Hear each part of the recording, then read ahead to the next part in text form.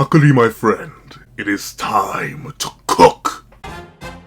What's up, guys? I'm Pencil, and here we want to do a breakdown / live reaction and review to chapter 36 of Kagurabachi, which is known as Geniuses. And I'm intrigued, because the last chapter confirmed a certain little theory of your boys, you know, I feel a little bit, obviously it's kind of like really laid out, like I'm not going to really take too much credit, but still, you know, I had to lay out something, you know, your boy's not the most media literate, or like literate in general. So I'm more than happy I predicted, bro, being a vessel for the subspace. But let's not waste any more time and let's hop right into it. Ending me. Are you ready? 3, 2, 1, go. What's up, guys? That guy with a pencil here. Fun fact, I do happen to have it on me and keep it on me at all times. And another fun fact. I can't wait to see the older bro get the brakes beat over him. But let's see. We're in a flashback right now. Let's take a look. Oh, Shiba, Chihiro, and Hakuri. There are a number of stages to becoming a sorcerer. First, you train to summon your spirit energy and circulate it through the body. Next, you use that spirit energy to unleash sorcery. The power you use for sorcery is innate. It dwells within the physical body of the individual. The kind of sorcery you can use is predetermined. Once you learn to unleash it, your intuitive understanding of it deepens gradually. You begin to unravel its mysteries. Oh! So it's like every curse. Okay, so it's like curse techniques. If you don't know, here's the thing though. Nen abilities technically kind of aren't predetermined. But I'd say like the most similar power system to this would be curse energy and curse techniques. Because like obviously curse energy is like heavily based on like Nen. But, or at least in aspects of it. Certain aspects of the power system are. But this seems similar to that. Where like, uh-oh buddy, you were born with something. Learn how to deal with it. But notably, it's a gradual unlock, which also seems similar to curse techniques, because you need to practice them too. Okay, nice calm little power system. Crazy to think we're just getting like a proper explanation for this. Well, actually, I think we had hints of this before. I think this is somewhat recap, somewhat new information, but still, okay. Thank you, Shiba. We love the elaboration. Oh, the Dharma guy that got. Let's see. In a lineage like the Sazanami clan, your sorcery is inherited. You've got a 10-to-1 odds that your power will be Iso. And if you ask me, I think spirit energy is already circulating through your body. Next, if you can find out how to unleash that spirit energy, no matter how subtle its force, you can hold on to that feeling and learn to wield it. That's when you can truly grasp the extent of the power that resides within you. Okay. So, it's interesting. So, it looks like, at least to a certain degree, sorcerers do need, like, an awakening point. Or, like, some trigger. Like, innately, they need, for some reason, to bring forth their power. It's interesting because notably almost every other sorcerer in the series that we've seen so far kind of just appears with their abilities under control, or at least like the awakening having already happened off screen. Like I'm thinking Soga had his, but then again he was using an enchanted blade, so which came with its own abilities. Then obviously Chihiro's using enchanted blades, but he knows how to wield spirit energy. Shiba already shows with the teleportation. So like I guess Hakuri's the first individual we see like genuinely wake up their power on screen. Twice, actually, because he wields Iso and then he pulls out, or at least he starts to pull out the subspace. But then again, it looks like he was subconsciously using the subspace previously, because the brother mentioned last chapter, all the tools I use on you disappear. I have no idea what that could be, and I have no idea where they could go. Let's see. The power that resides within you. Focus inward. Oh no, this is Hakuri. Focus inward. Grasp my sorcery. Okay, Hakuri, cook a little bit there, I'm still worried, though. Because, like, I don't know, it feels like Kagurabachi is, like, 50-50, the manga that's like, oh, yeah, you just got your power awakening, time to cook! Or, oh, yeah, you just got your power awakening, it's time to cook you. Like, I actually am a little bit scared. Hakuri, please cook, but let's see. Wow.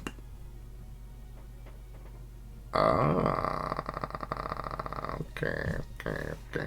These are the lost tools I used on Hakuri. What? What kind of freak are you? Pliers?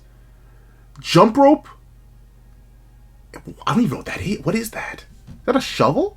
What is wrong with you? Let's see. ...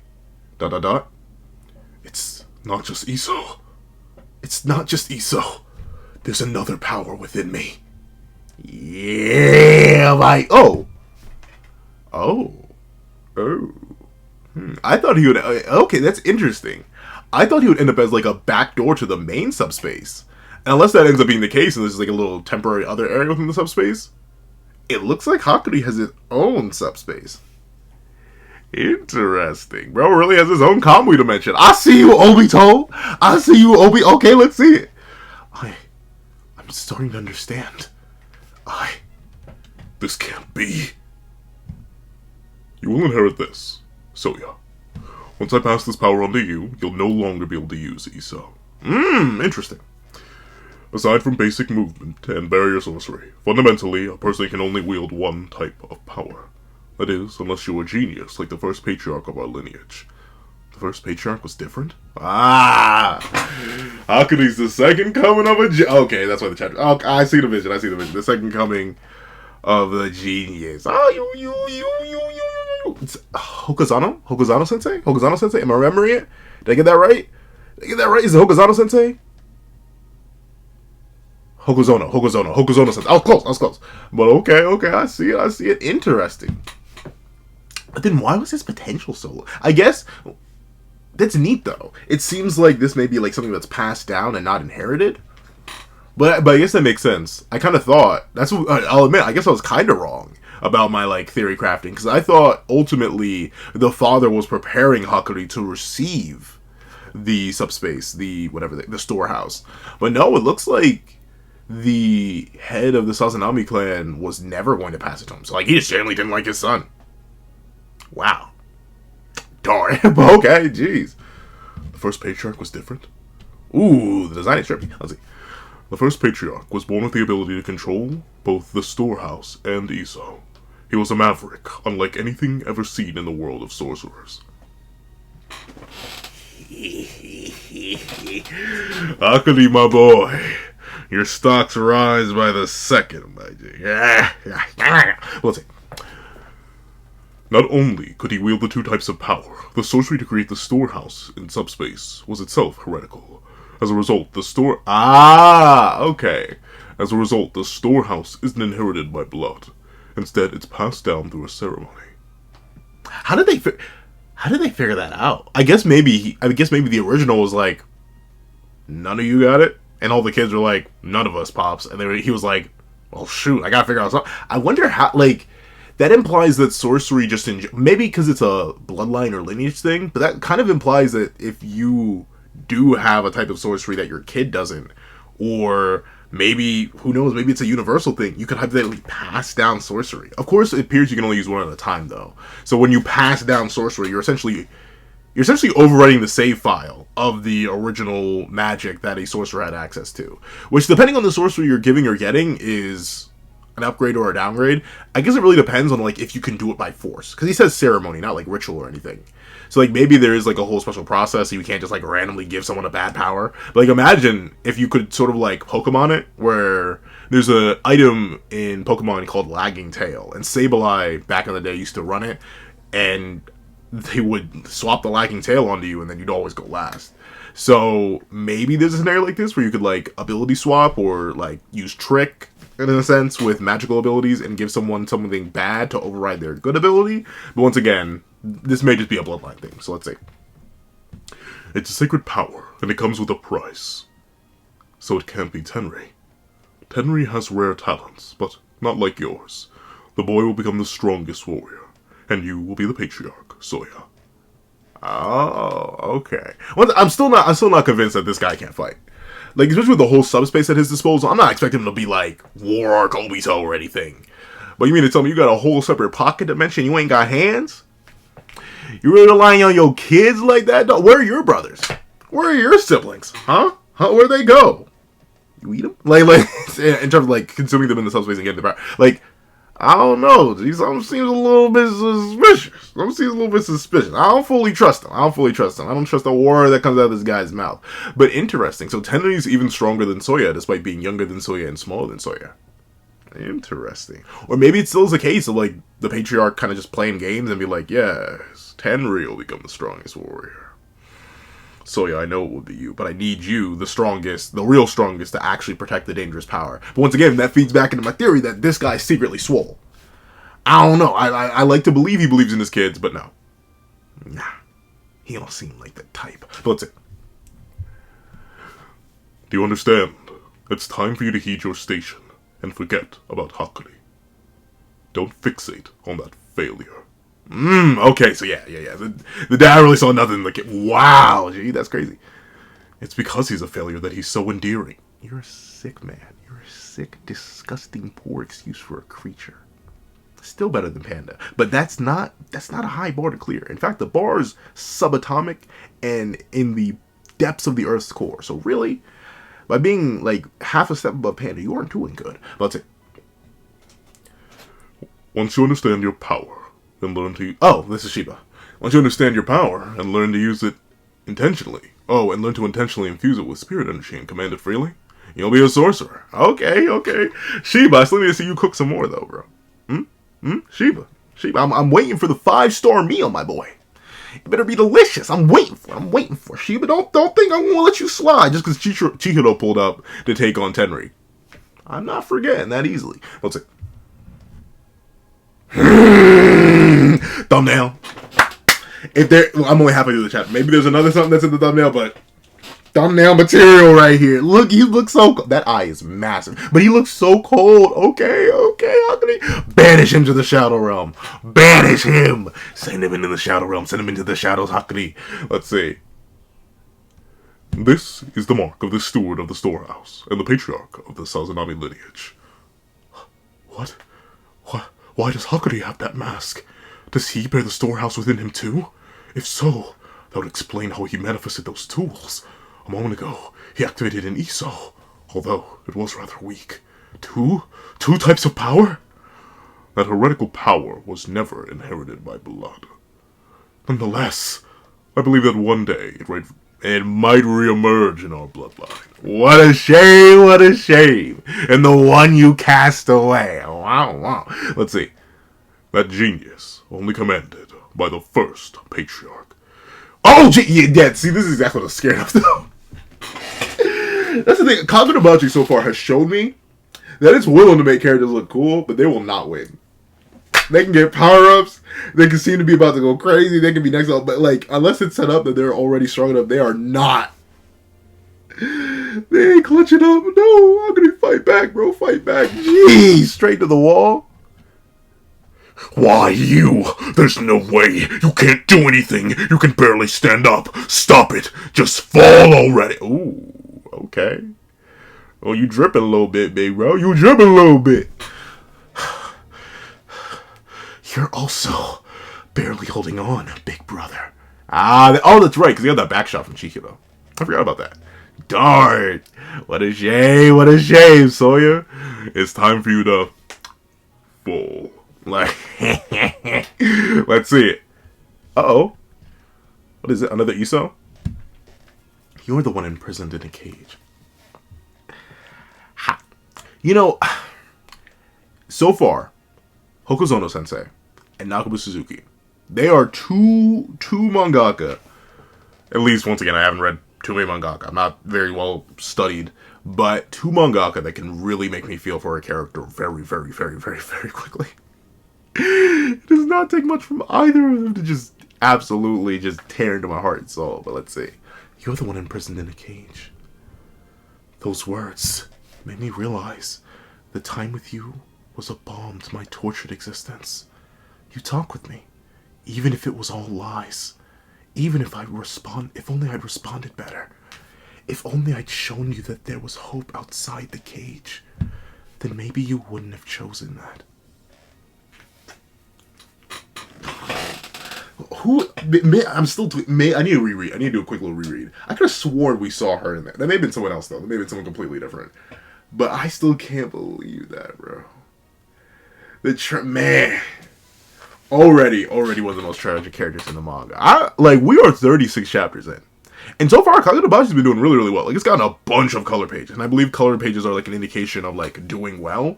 So Kagurabachi, I don't think it's on, like... I remember there was another manga that was relatively popular. Like, something spirit. Like, some guy, he was wearing green, he had red eyes, silver hair, and he had, like, a key. I forget exactly what it was called, but a lot of people like that. I even liked it a little bit. I didn't cover it on the channel. But I was reading it, but then it got canceled. I don't think this one is going to get canceled. There's also, like, that dolphin cop one that I actually really, really liked. But then it started getting rushed towards the end and they got canceled. But I feel like we got a long time with Kagurabachi. Or at least a decently long time. Like, I'm smelling at least 20 chapters with this bad boy.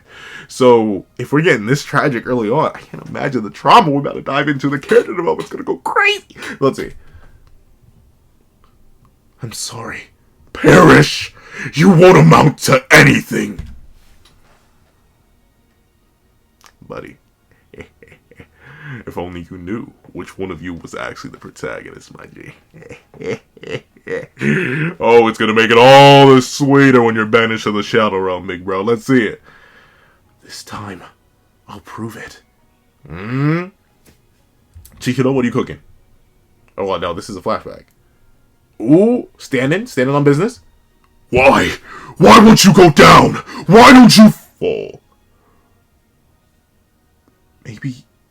Maybe you developed naturally for self-defense. Because you always loved me. I'm gonna press exit down on that one, buddy. I'm gonna press exit down on, like, loved you? That's a way to put it. That's a way to articulate it. Wouldn't say it's accurate, but that's definitely a way. Let's see. The reason he was this is the narrator. The reason he was unable to wield Iso for so long is because he was unconsciously using almost all of his spirit energy to maintain and manage the storehouse. Now that he's aware of it, he's able to focus and unleash spirit energy. Oh! But, you know, the weird thing, maybe the storehouse is just what they call that pocket dimension. Like how Kamui is technically a pocket dimension, what they call it Kamui. I guess this is technically the same place as the storehouse, like, dimensionally speaking. Interesting, though, that he, like, needs to spend spirit energy to maintain it. So does that mean the dad does the same thing?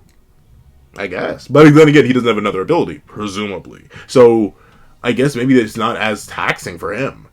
But that's neat, because the thing is, this looks so isolated from the rest of the storehouse. So I'm shocked that it's technically tied into it in some way, shape, or form. But let's see. Iso! Gave him back shots to the front. That's my boy, Hakuri. I think, ladies and gentlemen, I think we found the other thumbnail. But let's see. Or the other half of the thumbnail.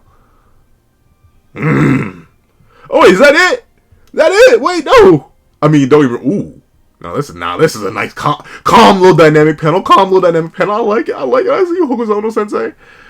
But alright, I guess that's the... Wow, so we kind of just cut away from this. But you know what? I guess the Iso backshot through the front is a clear way to cover it off. And obviously, I'm not sure if Hakuri really has the guts to drop his own brother. That's something I'm interested to see in next chapter. If we're done with it for this chapter, I'm interested to see if he, like... Do you have the gall, Hakuri? Or are you too sweet a soul? We'll see. Let's take a look. Tenri and Chihiro. Battle of the Lost Sons. Okay, let's see. Oh, darn, bro. He's rolling around at the speed of sound. He's got places to go. Gotta follow his... Whoa. That was not... Gotta follow the rainbow. Let's see. That was fast. When he utilizes shockwaves for high-speed movement and offense to this extent, a Yui or a weak Mei is enough to parry. Only one left. Are you sure? Like, are you sure you really want to... That's the thing about this fight in particular. Dude, I mean, I guess because he's so confident he's going to get back to his main blade. But, like, dude, I'm not sure if you want to really burn through these resources right now. Like, once again, especially considering your top op is still in the building. Like, sure, the Blaze Bone woman, I completely forgot. The Ash Bone, whatever. The Ash Bone woman, she is still here. She's still in the building. She's currently fighting that man. But still, he doesn't really know that. For all intents and purposes, the moment he's finished with Tenri and burns up the last of Mei, the main sorcerer, the main villain, supposedly, could just Chad walk through and be like, thank you for burning all your energy on that random. Now, spread it, young man. Like if he really wanted to. But let's see. Bring it! Okay, Tenri's locked in, though. Ooh, they vanished? What's going on? Shiba, if you don't help... Well, I guess Chihiro told him not to. But still, Shiba, do something. Let's see. Now! Ooh, weave? The weave was immaculate? Then big behind hands, bro. But I can't knock the flex. I can't knock the flex. I can't draw hands to this day. So, W Hokuzono Sensei. Let's see. Weave. Ooh, blade to the head. There. Gee! Oh, well, you know what? If I remember correctly, a similar thing happened to Soga, right? Like he wasn't really supposed to. He wasn't supposed to touch that. Like it's not. It doesn't work. It was very very experimental. But that's sad. Because the whole reason Chihiro burned through all those resources too. The whole reason Chihiro fought him was because he wanted to give him like an honorable end. Because he somewhat empathizes with the idea of doing everything for your father, even if you can barely understand him. So the fact that Chihiro couldn't even give him that. Father, I'm sorry. Darn. Man, even Chihiro's like, I have slaughtered many people to this point. That actually, but man. Ooh, let's see. Hakuri. Oh, come on. Did someone... Yeah, but what did I say? He's still alive. So he's gonna come back. Hakuri didn't have the nerve. He didn't have the nerve to get rid of his brother. That's gonna come back to haunt us. I think even if we like deal with the majority of the Sazanami clan, like we get through to the storehouse, we get through to the dad, we get through to all that, Soya's gonna be a longer lasting antagonist. The only reason I'm somewhat hesitant about that is because like no one from Soga's crew survived. And Soga was basically the main villain for the first arc. So I don't know. I'm intrigued. Let's see. Let's get to that door. We'll end this together. Can't you take us there? No, I'm kidding. I know he barely knows how to use it. But still, can't you take us there? Let's see. I'm telling you something about him. So Soya's down. Tenri just detonated. The other siblings are worthless right now. The dad's about to cook some. He's gonna cook some. I can smell it. I can smell a scrumdiddlyumptious meal. However, we made it to the end of the chapter. And dare I say... Oh yeah, this chapter's worthy. I like it mainly because of what it is. It is a culmination of both of these characters' arcs. Or not, it's not too much a culmination for... Yeah, it's not really a culmination for Chihiro, I'll admit. But still, it's a good way to conclude both of their battles, with Hakuri overcoming Soya, the man who always said he would do nothing, and braided him and weakened him, ultimately leading directly to his awakening and his evolution, to the point where he manifests the storehouse properly, and manages to overcome his brother by properly controlling spirit energy, which is something that he's been set up to be struggling with for a long, long time. He completes that, fully wraps that up, and we're going to see him probably just evolve further and further, possibly start mixing the storehouse and the Iso into different combo. Like, I'm excited for Hakuri's future as a fighter. And Chihiro, man, once again, this story so far has kind of just been a continuation of Chihiro's tragedy, and like watching others go through tragedy for the sake of others in a similar way that he has so far, and like his reflection on that. And that's really, really interesting. Once again, the longer and longer we see Chihiro, and the deeper and deeper we go into his ideas of balance versus revenge, and the mania that comes with wanting revenge versus the emptiness that comes with that, and obviously the journey to gather the many blades, I'm very interested to see how Chihiro's journey evolves. I'm interested to see how Hakuri may either A, become the next head of the Sazanami clan and end everything, and or B, become a consistent party member. And if that's the case, that's going to go crazy. So much is here, and so much has me so excited. So, I'm very, very happy I started reading Kagurabachi. However, if you made it all the way to the end of this video, please leave blown out. Blown as in like blowing of the wind, but with an N on the end, like blown out, as in like going out the door. Please leave blown out in the comment section down below. I'd like to thank you so much for watching. Please remember to leave a like, share, comment, and subscribe. Make sure that notification bells make sure you hit that little notification bell so you do not miss out on any videos that come to the channel. Also, I do happen to have a Patreon down below where you can support me for as low as $1 a month to get things like exclusive videos, early content, and more. You'll still now become a member of the channel for as low as $3 a month to get the same perks and more. So those perks include live reactions, every other series I review, ad-free variations of all my videos, and if you can make a $25 patron or a $25 member, you can order whatever video you want. Also, I do have a link to my Ko-Fi in the description down below where you can drop 5 beans for a short video, 25 beans for a long video, or any beans at all. Any support is always greatly appreciated. Now, I'd like to thank you so much for watching once again, and I hope you guys have a wonderful day. This is Dago the Pencil, writing off.